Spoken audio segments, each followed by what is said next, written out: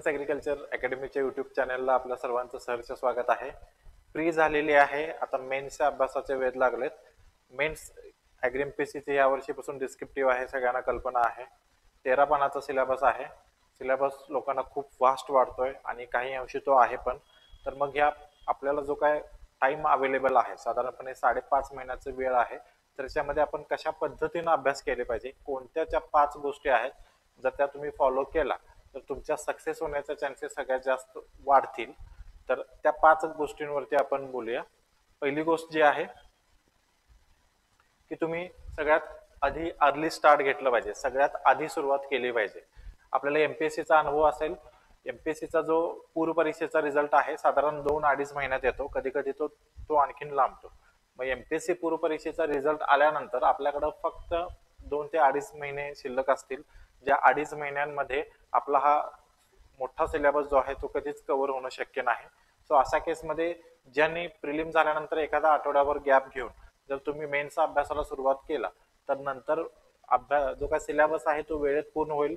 तुम्हाला पुन्हा त्याच्यावरती रिव्हिजन करता येईल, आन्सर रायटिंग फुल लेंथ क्वेश्चन पेपर सोडवता येईल.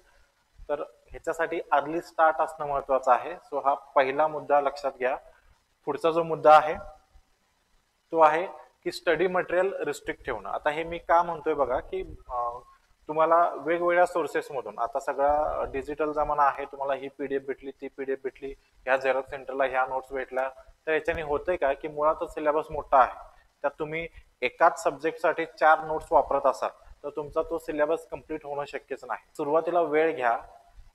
कुठलं मटेरियल तुम्हाला चांगलं वाटते बघा, ते एकाच मटेरियलला तुम्ही फॉलो करा. याचा फायदा असा होईल की तुमचा सिलेबस पूर्णपणे वेळेत कव्हर होईल, आणि जर वेळेत कव्हर झाला तर मग पुन्हा रिव्हिजन, तुमच्या शॉर्ट नोट्स रिवाइज करणं, आन्सर रायटिंग करणं, ह्या सगळ्या गोष्टींसाठी तुम्ही वेळ देऊ शकता. कारण हा महत्वाचा पॉईंट आहे. खूप आपल्याला एक इनसिक्युरिटी असते, अरे दुसरा काहीतरी वेगळं वाचतोय, मग त्यात काहीतरी वेगळं असेल, त्यात 4 पॉईंट मला एक्स्ट्रा भेटतील. तर असं नसतं, लक्षात घ्या. तुम्ही एकाला फॉलो करून नंबर ऑफ रिव्हिजन जास्त केल्या तर त्याच्याने तुमचा रिझल्ट चांगला येणार आहे. सो हा पॉईंट नंबर 2. पुढचा पॉईंट जो आहे तो आहे की मेंटर निवडणं. आता ही आतापर्यंत एमपीएससीच्या सगळ्या परीक्षा इन्क्लुडिंग ॲग्री एमपीएससी ह्या ऑब्जेक्टिव्ह टाईप मध्ये होत होत्या. सो त्या पद्धतीनं क्लासेस वगैरे रन केले जायचे. आता ही परीक्षा होणार आहे ती आता डिस्क्रिप्टिव्ह होणार आहे, वर्णनात्मक होणार आहे. तर याच्यासाठी तुम्हाला मेंटरशिप करणारे, मार्गदर्शन करणारे सुद्धा जर या डिस्क्रिप्टिव्ह पॅटर्न एक्झाम त्यांनी स्वतः दिली असेल तर तुम्हाला ते जास्त एक्झाम ओरिएंटेड गायडन्स करू शकतील. तर हा एक महत्वाचा क्रायटेरिया ठेवा तुमच्या क्लासच्या निवडीमध्ये की त्यांना डिस्क्रिप्टिव्हचा अनुभव किती आहे. ओके, सो हा 3rd पॉईंट झाला. पुढचा पॉईंट असेल की सगळा सिलेबस कव्हर करणं. तुम्ही जर सिलेबस बघितला तर 13 पानाचा सिलेबस आहे. स्टार्ट टू एंड जर पॉईंट जरी वाचायचे म्हटले तरी तुम्हाला अर्धा तास लागेल फक्त पॉईंट वाचण्यासाठी. ओके, तर हा सिलेबस आपल्याला 5 महिने 17 दिवसांमध्ये कंप्लीट करायचा आहे. अशा केसमध्ये असं होऊ शकतं की काही टॉपिक्स आहेत तो तुमच्या एमएससीचा आहे किंवा काही तुमचा फेवरेट टॉपिक आहे, आवडीचा टॉपिक आहे, सब्जेक्ट आहे, तर त्यामध्ये तुम्ही खूप डीप मध्ये वाचत बसलाय आणि बाकीकडे मग तुम्हाला वेळ मिळत नाहीये किंवा एखादी गोष्ट तुम्हाला समजत नाहीये. फॉर एक्झाम्पल आपण घेऊ की एखादी बॉटनी मधली कॉन्सेप्ट आहे ती तुम्हाला खूप प्रयत्न करून पण समजत नाहीये, तर 1-2 मॅक्झिमम 3-4 वेळा प्रयत्न करा. याच्यानंतर पण समजत नसेल तर पुढे जा. प्रत्येक टॉपिक मध्ये, प्रत्येक सब्जेक्ट मध्ये काही ठराविक प्राईम कोर एरिया असणार आहे ज्याच्यावरती प्रश्न 100% विचारले जातात. ओके, आणि विचारले जातीलच. कारण तुम्ही जर आता ॲग्रोनॉमी घेतला किंवा ऑर्गॅनिक फार्मिंग घेतला तर काही ठराविकच टॉपिक आहेत, त्या पद्धतीनंच क्वेश्चन्स विचारण्याची शक्यता जास्त आहे.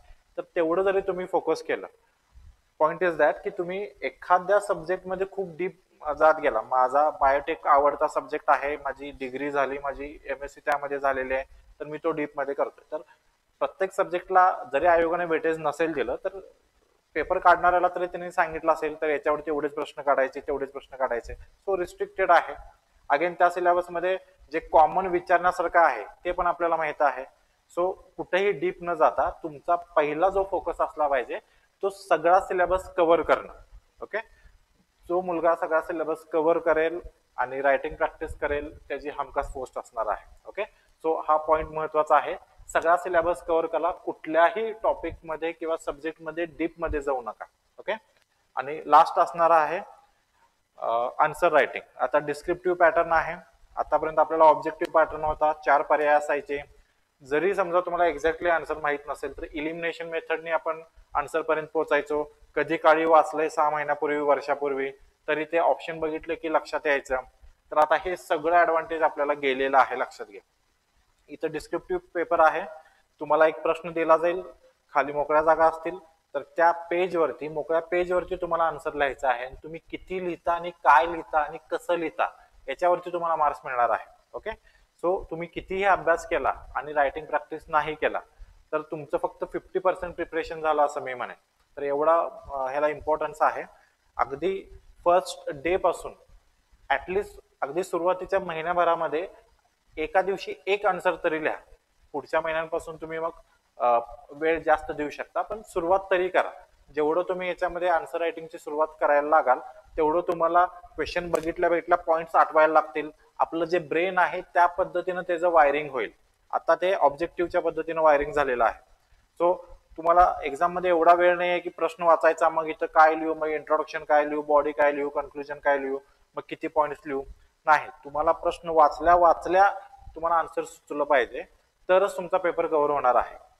इमॅजिन करा की तुमचा अभ्यास खूप जास्त झालेला आहे, सगळ्यात महाराष्ट्रात बेस्ट आहात तुम्ही, पण तुम्ही दोन्ही पेपरमध्ये मिळून एक 50 ते 60 मार्काचं तुम्ही अटेम्प्टच करू नाही शकला क्वेश्चन, कारण तुम्हाला वेळ पुरला नाही, तुमचा रायटिंग प्रॅक्टिसच नव्हती, त्यामुळे तुमचा वेळ जास्त गेला.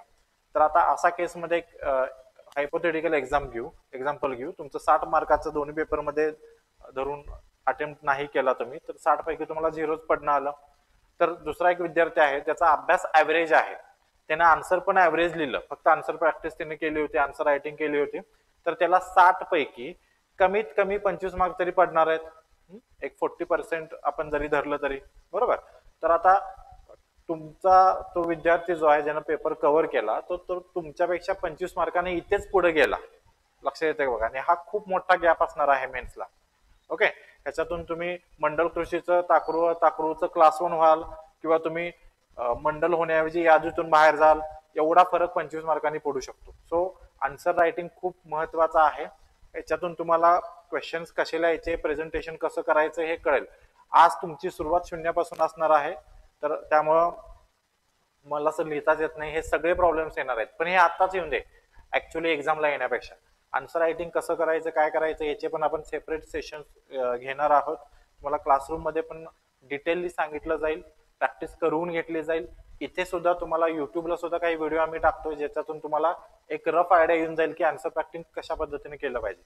सो हा 5वा आणि सगळ्यात महत्वाचा पॉईंट आहे. सुरुवातीचे 4 पॉईंट तुम्ही फॉलो केला आणि आन्सर रायटिंग नाही केला तर मग काहीच उपयोग नाही.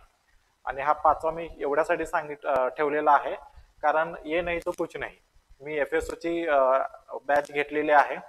खूप चांगला अभ्यास असणाऱ्या मुलांनी रायटिंग प्रॅक्टिस नाही केलं. आता त्याला कारण असं आहे की आपण आळशीपणा करतो. आन्सर रायटिंग लिहायचं म्हणजे खूप मनाचा निग्रह लागतो. 1 तास बसावं लागेल, सगळं मोबाईल वगैरे बाजूला ठेवावं लागेल, लिहावं लागेल, लिहिण्या अगोदर विचार करावा लागेल, पॉइंट काय मला लिहायचा आहे, याच्यासाठी कष्ट लागतात. त्यामुळे कितीही सांगितलं मी तुम्हाला लिहून देतो. मी आता एवढा अगदी तुम्हाला सुरुवातीला हा व्हिडिओ मधून सांगतोय, तरीही एवढे विद्यार्थी ऍग्री MPSC ची मेन्स यावेळी देणार आहेत, त्यातले 90% विद्यार्थी रायटिंग प्रॅक्टिस करणार नाहीत. तुम्ही जर रायटिंग प्रॅक्टिस मग सुरुवातीपासून करत असाल तर तुम्ही त्या टॉप 10 मध्ये असाल. ओके. इथंच कॉम्पिटिशन तुम्ही 90% कमी केला. ओके. सो हे 5 पॉइंट्स होते. आय थिंक तुम्हाला हे हेल्प होतील. त्या 5 पॉइंट वरती तुम्ही काम करा, अगदी सुरुवातीपासून काम करा. ऍग्री MPSC ला कॉम्पिटिशन खूप कमी आहे.